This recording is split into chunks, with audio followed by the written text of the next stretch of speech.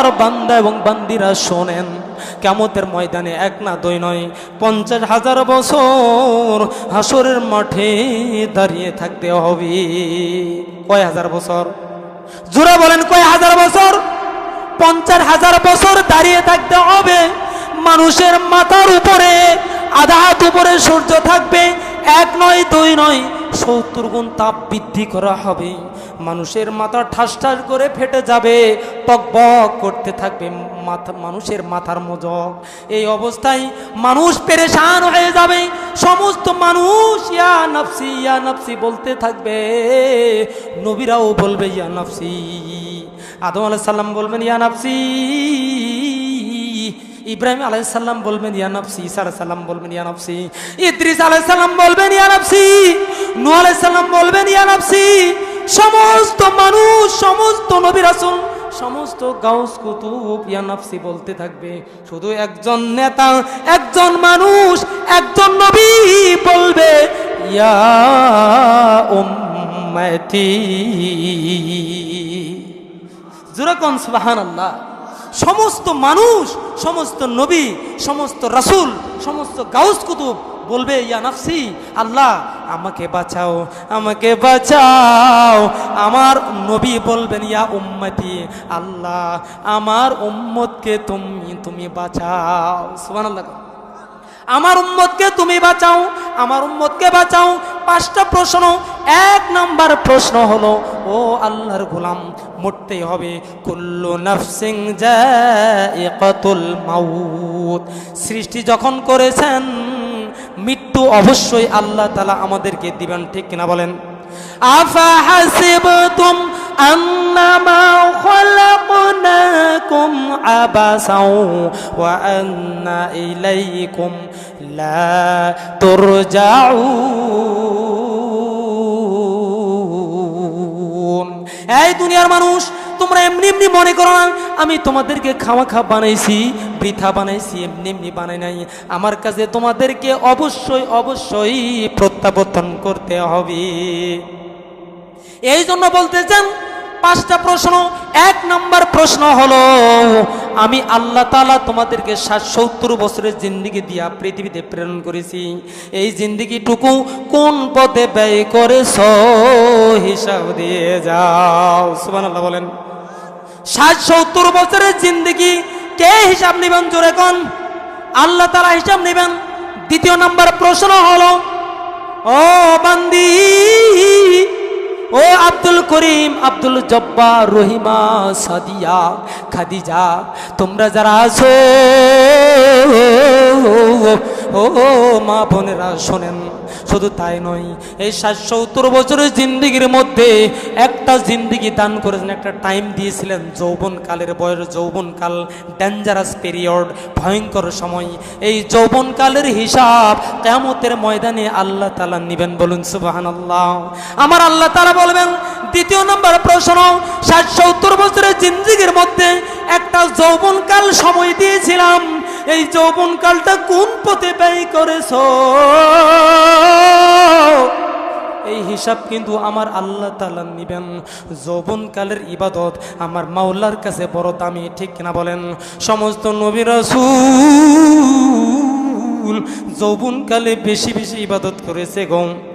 ও যুবক ভাইরা, তোমাদের উদ্দেশ্যে বলছি, যৌবনকালে যারা ইবাদত করবে আল্লাহ তাআলা কিয়ামতের ময়দানে ওই গোলামগুলিকে তার আরশের নিচে ছায়া দিবে। যৌবনকালের ইবাদত সবচেয়ে বড় দামি। একটা বৃদ্ধের 70 ওয়াক্ত নামাজ আর যৌবনকাল বয়সের 1 ওয়াক্ত নামাজ সমান সমান। সুবহানাল্লাহ কোন? এখন আবার বৃদ্ধরা কষ্ট পায় না, তার কারণ হলো বৃদ্ধ বয়সে কি হয় ঠিক মতো রুকু সেজদা করতে পারে না, ঠিক মতো সূরা কেরাত মুখে আসে না। আর যৌবনকালে সব ইবাদত ঠিকঠাক মতো করে। এই জন্য আমার আল্লাহ তাআলা ঘোষণা দিয়েছেন, যৌবনকালে যে বান্দা এবং বান্দিরা সঠিকভাবে ইবাদত করবে আল্লাহ তাআলা বৃদ্ধ বয়সে তাদেরকে বোনাস দান করবে। সুবহানাল্লাহ বলেন। বোনাস কি? বোনাস হলো এরকম বোনাস, গভর্নমেন্টের চাকরি যখন মানুষ করে, গভর্নমেন্টের চাকরি করার কারণে যখন মানুষ কি করে, অবসরে নেই, সরকার তাকে কি দেয়, পেনশন দেয়। যৌবনকালে যদি কেউ ইবাদত করে, আল্লাহ তাআলা বৃদ্ধ বয়সে যৌবনকালের ইবাদতের মতো সওয়াব লিখতে থাকে। বলুন সুবহানাল্লাহ। 3 নাম্বার প্রশ্ন, আমার আল্লাহ তাআলা বলেছেন 60-70 বছরের জিন্দেগির মধ্যে তোমাকে যে অর্থ সম্পদ দিয়েছিলাম, এই অর্থ সম্পদ তুমি হালাল পথে আয় করেছো না হারাম পথে আয় করেছো, হিসাব দিয়ে যাও। 4 নাম্বার প্রশ্ন হলো,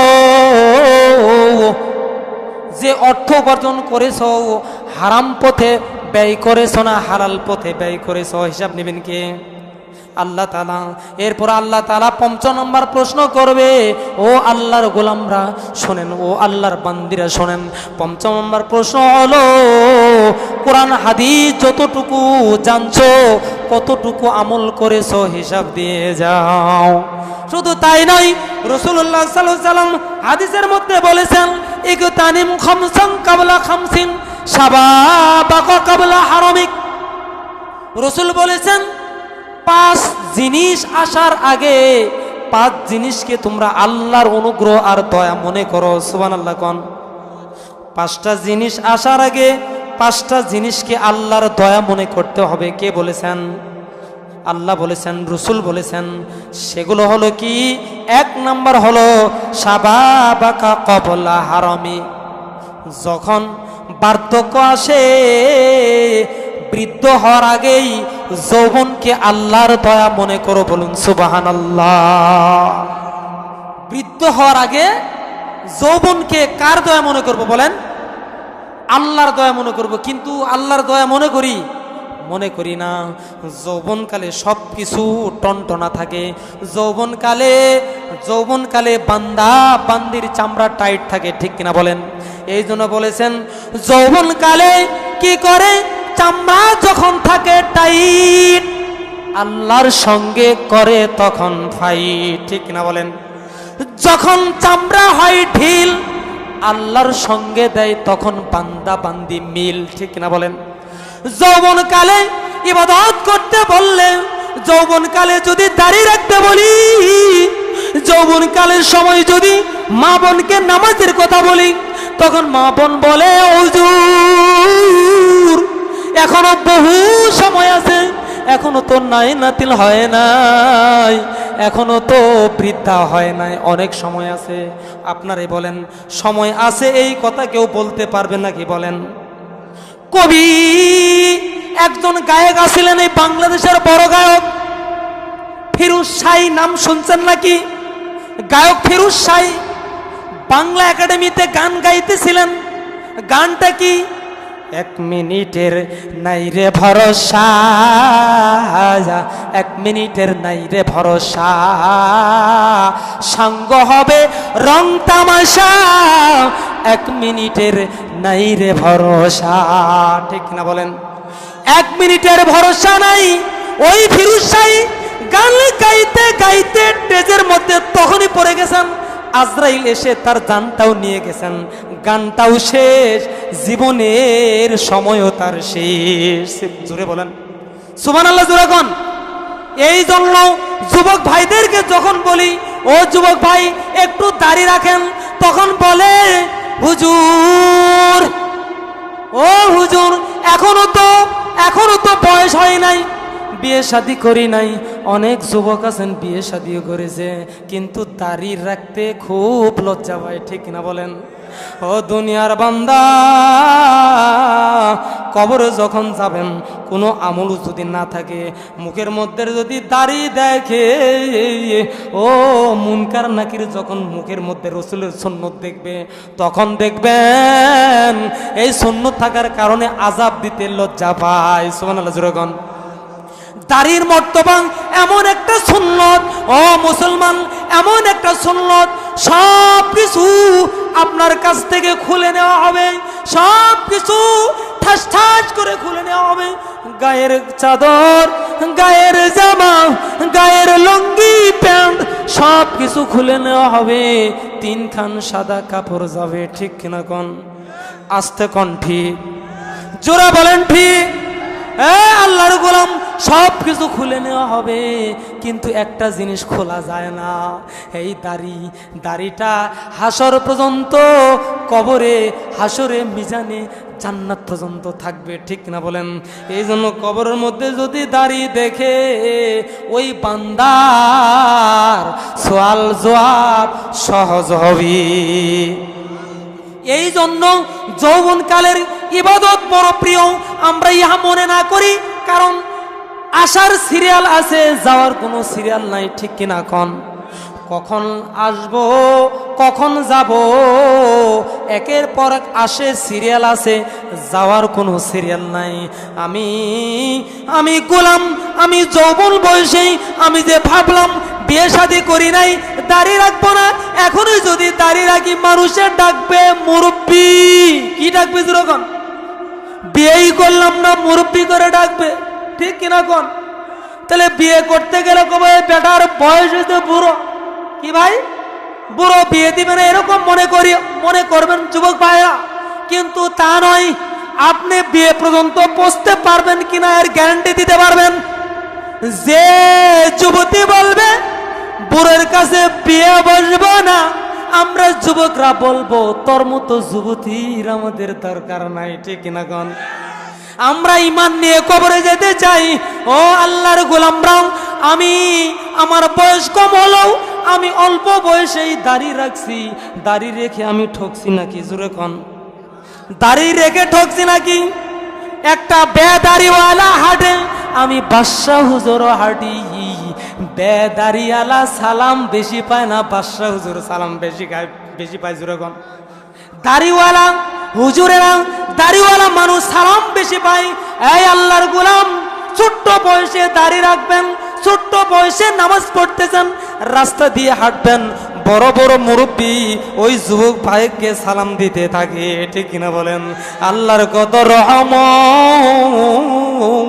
এই দাড়ি নিয়ে যখন কবরে যাবেন, তখন মুনকার নাকির ফেরেশতাও বলবে আসসালামু আলাইকুম, সুবহানাল্লাহ। যখন এই জন্য যুবক ভাইদেরকে বলছি, ও যুবক ভাইরা, এই জন্য ইবাদতের মধ্যে আসেন, এই ইবাদতের মধ্যে আসেন। যৌবন কালের বান্দা বান্দি, অনেক বান্দি আছেন বিবাহ শাদী হয়েছে, কিন্তু যৌবন তাদের সবকিছু ঠিক আছে, এখনো বৃদ্ধা হয় নাই। তাদেরকেও বলছি, মা বোনেরা, ইবাদতের মধ্যে ঢোকেন। কিয়ামতের ময়দানে আপনারা যারা এই শক্তি সামর্থ্য থাকার সময় যারা ইবাদত বন্দিগি করবে, মা হোক, বোন হোক, আর ভাইরা হোক, বান্দা বান্দি হোক, আল্লাহ তাআলা ডেকে ডেকে তাদেরকে আরশে আজিমের নিচে ছায়া দিবি। সুবহানাল্লাহ, জোরে কোন। এই জন্য যৌবন কালের ইবাদত বড় দামি, ঠিক কিনা বলেন? ওয়া শাবাবাকা ক্বাবলা হারামিক, আল্লাহ বলছেন, রাসূল বলতেছেন, বৃদ্ধ হওয়ার আগেই যৌবন কালকে আল্লাহর দয়া মনে করো। সুবহানাল্লাহ কোন।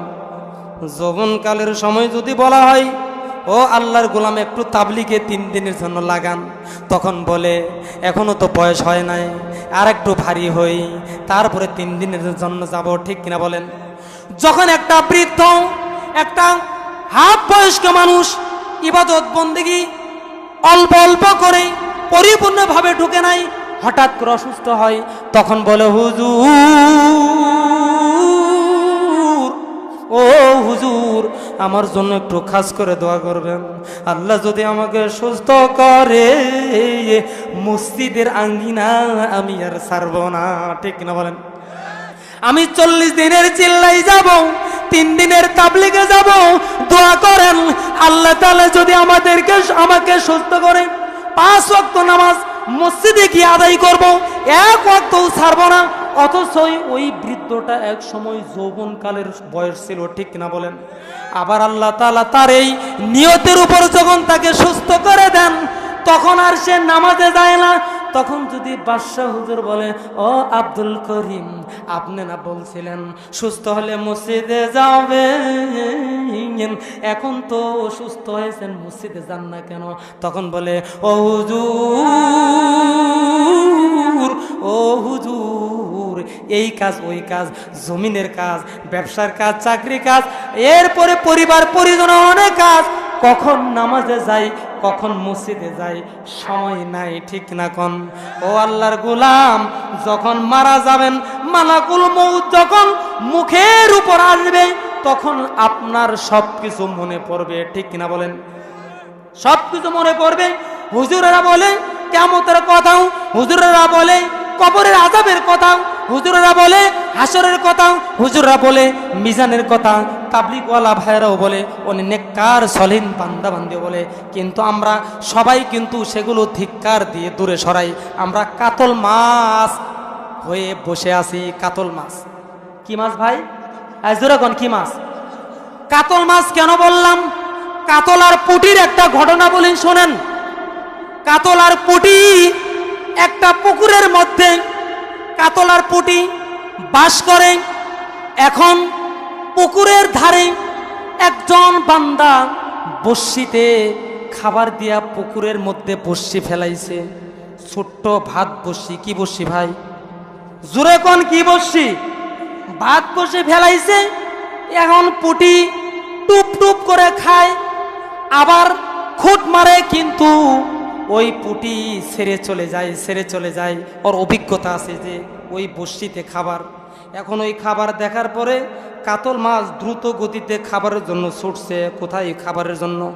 যাইতে যাইতে পুকুরের মধ্যে কাতল পুঁটির সাথে দেখা হয়েছে। কার সাথে? যেরকম পুঁটির সাথে দেখা হয়েছে। এখন কাতল পুঁটিকে বলতেছে, ও ভাই।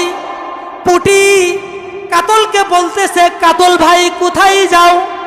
কই যে ওই যে সুন্দর খাবার দেখা যায়, ওই খাবার খাইতে। পুঁটি বলে, ভাই রে, ও আমার কলিজার টুকরা ভাই, ওটা খাবার না, খাবার না, ওটা হলো বড়শি। ওটা কি যেরকম? ওটা হলো বড়শি। ওই বড়শির সঙ্গে খাবার আছে। এবার কাতল বলে, ভাইজান ওই বড়শি কি হবে? কই, ও কাতল ভাই, যখন ওই বড়শিতে আপনি খাবেন, তখন উপরে একজন মানুষ বসা আছে, খুঁট মারবে, খুঁট মারবে। তখন খুঁট মারার সঙ্গে সঙ্গে আপনার কান শাখার মধ্যে বড়শি গেঁথে যাবে। কাতল বলতেছে, পুঁটি ভাই তারপর কি হবে? এবার পুঁটি বলতে, ভাইজান যখন খুঁট মারবে, তখন আপনি বড়শির সঙ্গে গেঁথে একেবারে ডাঙ্গায় চলে যাবেন, উপরে উঠে যাবেন। কাতল বলতেছে, পুঁটি ভাই তারপর কি হবে? তখন বলতেছে, ও ভাই কাতল, তারপর ওই মানুষটা আপনাকে কানের মধ্যে তার হাত ঢুকায়া দিবে। কার মধ্যে ঢুকায়া দিবে? কানের মধ্যে হাত ঢুকায়া দিবেন। এবার কাতল বলতেছে, তারপর কি হবে? তারপর আপনাকে শক্ত করে ধরিয়া একবারে বাসায় নিয়ে যাবে। এরপর বলতেছে, কাতল ভাই তারপর কি হবে? কই, তারপর তোমাকে নিয়ে বটির মধ্যে খালগিরি করবে। জোরে কোন কি করবে? খালগিরি করবে, খালগিরি করবে। এবার পুঁটি বলতেছে, ভাইজান তারপর কি করবে? কই, তারপর তোমাকে ধারালো অস্ত্র দ্বারা চাকা চাকা করিয়া কাটবে। এবার কাতল বলতেছে, ভাইজান তারপর কি হবে? তারপর তোমাকে লবণ দিয়ে আচ্ছা মতো খুঁজবে। আচ্ছা মতো কি করবে? আচ্ছা মতো খুঁজবে। কই ভাই তারপর কি হবে? বলে, ভাই তারপর কি হবে জানো নাকি? তারপর লবণ আর মরিচ হলুদ দিয়া তোমাকে আচ্ছা মতো মাখাইবে। কই ভাই তারপর কি হবে? কই তারপর কি হবে জানো নাকি? তারপর তেলের মধ্যে তোমাকে আচ্ছা মতো ভাজবে। কই ভাই তারপর কি হবে? কই তারপর কি হবে জানো নাকি? তোমার গোশতগুলো, মাংসগুলো ছিঁড়ে ছিঁড়ে খাবে। বলতে যে, ভাই তারপর কি হবে? কই তারপর তোমার হাড় হাড্ডিগুলো কুত্তো আর বিলাই দিয়ে খাওয়াবি। এই ঘটনাগুলো বলার পরে এবার কাতল কি করতেছে জানেন নাকি? থু পুটি সার, তার সব কথা মিথ্যা।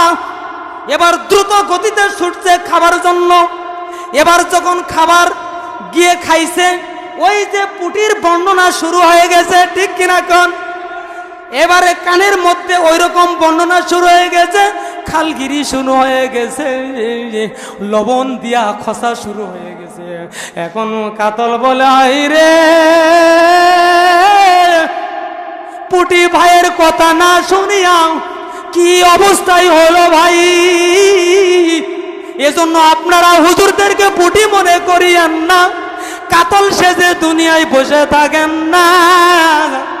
ও দুনিয়ার মানুষ, কবরের মধ্যে ওই কাতলের মধ্যে কাতলের মতো ওই দেখবেন আজরাইল আলাইহিস সালাম বর্শি নিয়ে বসে আছে। কি নিয়ে বসে আছে? বর্শি দুনিয়ার জমিনে ফেলাইছে। এবার বর্শি যখন আয়ু শেষ হবে তখন ওই বর্শি খুঁট মারবে কে? আজরাইল আলাইহিস সালাম। এবার ওই কাতলের মতো একেবারে আচ্ছা মতো টুপিতে চাপে ধরিয়া কবরের মধ্যে ঢুকাইবে। ঢোকানোর পরে আচ্ছা মতো কিন্তু খালগিরি শুরু করবে, ঠিক কিনা বলেন? আচ্ছা মতো খালগিরি যখন করবে তখন মনে পড়বে, হাই রে বাদশা হুজুর তো বয়ান করেছিল, ইমাম সাহেব বয়ান করেছিল, খতিব সাহেব বয়ান করেছিল, কাতল সেজে বসেছিলাম, পুটি মনে করে কথাগুলো প্রত্যাখ্যান করেছিলাম, ঠিক কিনা বলেন? এই জন্য মুসলমান আল্লাহ তাআলা ৭০ বছরের জিন্দেগি দিয়াও দুনিয়ার মধ্যে প্রেরণ করেছেন। দেখেন না দুনিয়ার মধ্যে মানুষ কিভাবে চলে, একেবারে বেহায়াপনা ভাবে চলতেছে। একটা ঘুড়ি মানে কি জানেন? গুড্ডির সাথে যখন সুতলি থাকে, এবার সুতলি যখন মানুষ ছেড়ে দেয় গুড্ডি উপরের দিকে উঠতে থাকে, ঠিক কিনা বলেন? এই আস্তে কোন ঠিক, জোরে বলেন ঠিক। এই গুড্ডি উপরে উঠতে থাকে, উপরে উঠতে যখন আকাশের দিকে উঠে তখন গুড্ডি এরকম করে আর বলে, আমার কাছে কারা, আমার কাছে কারা, ঠিক কিনা বলেন? আমার কাছে কারা।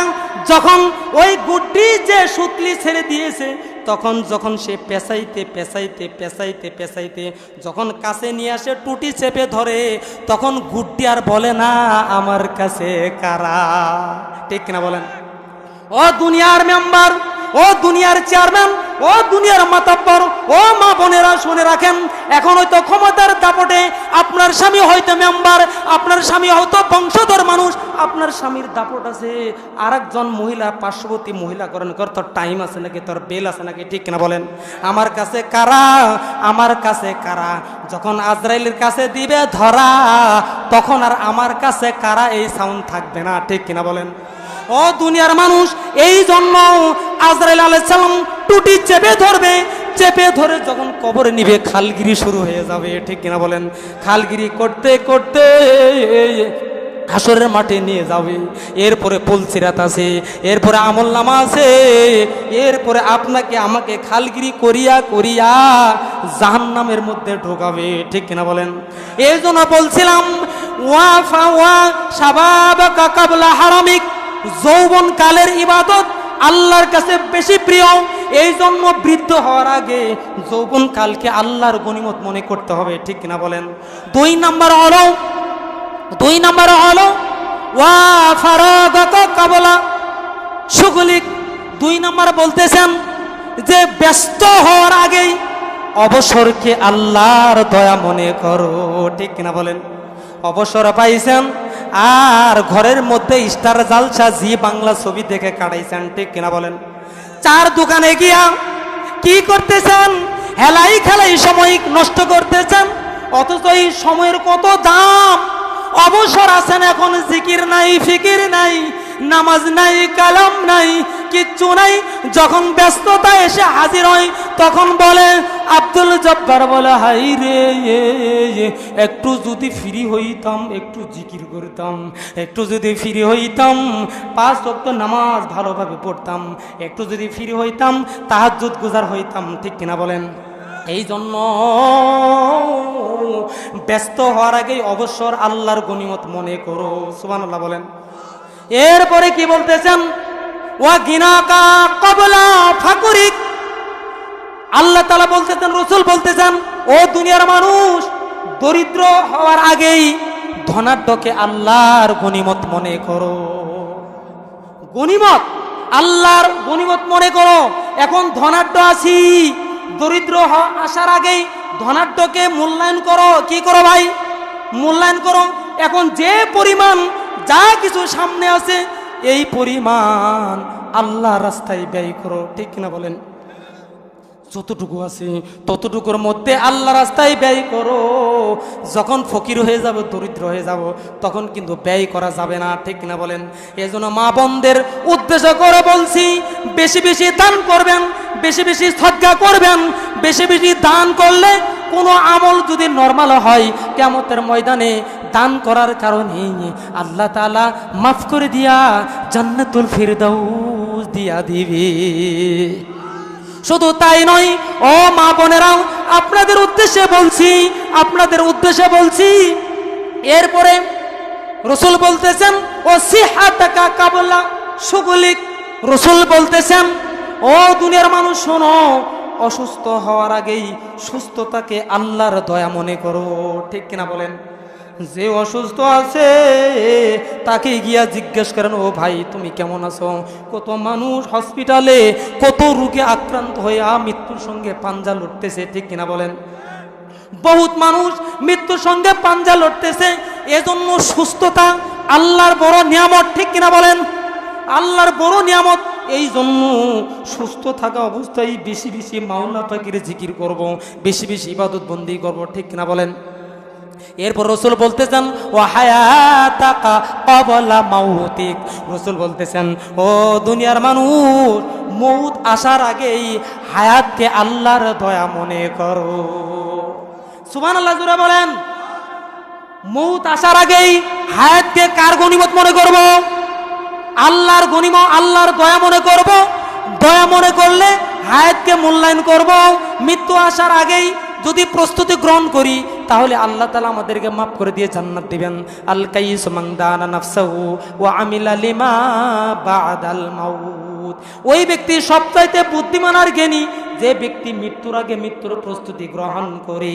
ঠিক কিনা বলেন? ঠিক কিনা বলেন? এই জন্য মৃত্যুর আগে মৃত্যুর প্রস্তুতি নিতে হবে।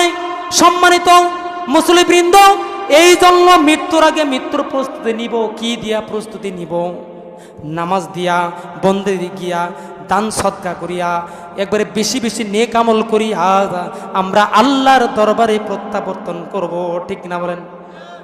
এরপর আল্লাহ তাআলা বলতেছেন, ফামান তুহজিহা আনিন নার ওয়া উদখিলাল জান্নাতা ফাকাদ ফাজ। আমার আল্লাহ বলতেছেন, যাদেরকে জাহান্নাম থেকে মুক্তি দেওয়া হবে, এরপর জান্নাতে প্রবেশ করা হবে, প্রবেশ করানো হবে, তারা হলো সফল কাম। সুবহানাল্লাহ, জোরে কোন। বিল্ডিং বানাইছি, মনে করেছি সফল কাম।